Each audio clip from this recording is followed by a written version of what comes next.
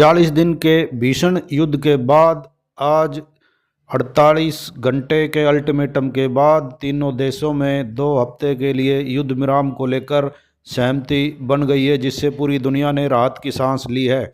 अमेरिकी राष्ट्रपति ट्रंप का कहना है कि वह ईरान के साथ 2 हफ्ते के लिए सीज फायर के लिए सहमत हो गए हैं। इससे इजराइल और अमेरिका ने भी मान लिया है। सीज फायर समझौते में मध्यस्थता करने वाले पाकिस्तान के प्रधानमंत्री शहबाज शरीफ का कहना है कि यह समझौता लेबनान और अन्य जगहों पर भी लागू होगा। ईरान और अमेरिका के बीच बातचीत पाकिस्तान की राजधानी इस्लामाबाद में होगी। ईरान के विदेश मंत्री अब्बास अरागची ने कहा है कि तेहरान में भी युद्ध विराम को मान लिया है। इन 2 हफ्तों में स्टेट ऑफ हार्मुज से गुजरना IRGC की सहमति से ही संभव हो सकेगा। सीज फायर के बाद भी 2 दर्जनों डेमोक्रेटिक अमेरिकी सांसदों ने ईरान के प्रति धमकी भरी भाषा का प्रयोग करने पर ट्रंप की कड़ी निंदा की है। सीज फायर के बाद उन्हें फिर भी ट्रंप को हटाने की मांग की है। पूरे समझौते की पटकथा तैयार करने में पाकिस्तान ने मुख्य भूमिका निभाई है। 10 सूत्रीय प्रस्ताव ईरान ने पाकिस्तान के माध्यम से अमेरिका को भेजा, जिस पर इस्लामाबाद ने वार्ता की जाएगी।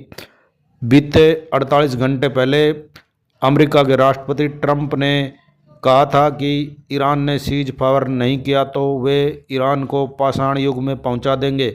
भारतीय समय अनुसार बुधवार सुबह 5:30 बजे तक उनका अल्टीमेटम था।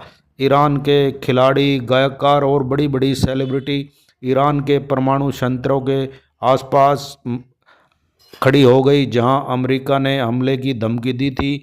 बड़ी बड़ी मानव श्रृंखला बनाने लगे और दुनिया को भावुक संदेश दे रहे थे।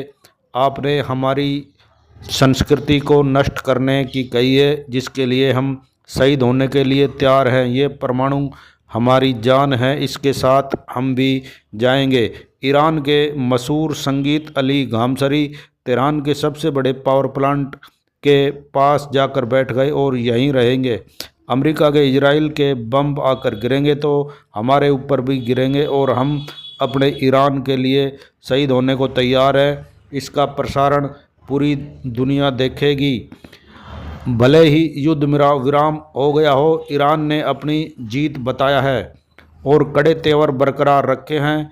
ईरान सुरक्षा परिषद ने जोर देकर कहा है कि ये युद्ध का अंत नहीं है, हमारी उंगलियां अभी भी ट्रिगर पर हैं। उन्होंने कहा कि दुश्मन किसी भी छोटी सी चूक का जवाब पूरी ताकत और विनाशकारी हमलों से दिया जाएगा।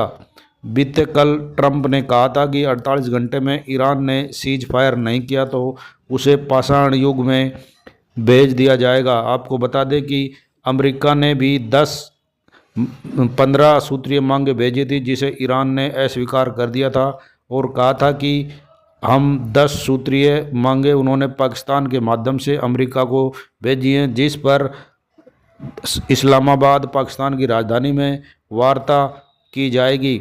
ईरान के विदेश मंत्री अब्बास अरागची ने कहा है कि तेहरान ने भी युद्ध विराम मान लिया है।